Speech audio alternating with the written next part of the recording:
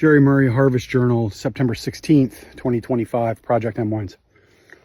Excuse me. So I was just spitting out some skins. That's part of it. This stage of the game, it's not about numbers anymore. It's about the intangibles, the intuitive aspects of the berry development. This is really going to drive our picking decisions. So for me, that's walking around, looking at the vines, tasting the fruit. And so one of the perplexing things about this vintage is I've been on record, Instagram, YouTube, my blogs, talking about days on vine as an important indicator of when a grape is ready to pick. And typically, that works in a fairly linear fashion.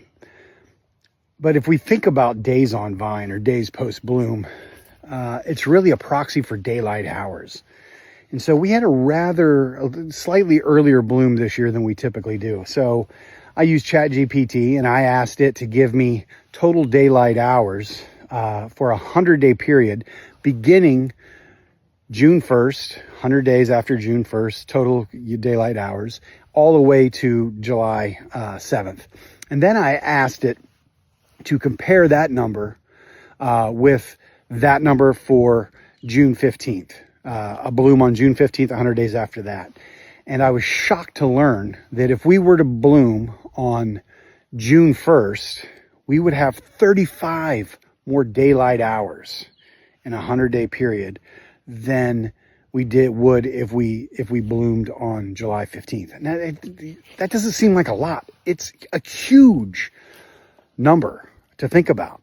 And so I think that's one of the things we're seeing with this vintage is that the usual indicators aren't quite adding up. Things aren't making sense if we think about things from the standpoint of days on vine. But if we start to view that in the context of daylight hours, they come a little bit more in line. And so as I'm walking through the vineyard, I'm tasting and I'm seeing that the skins are ready to go. Seeds, I wish I had some more time.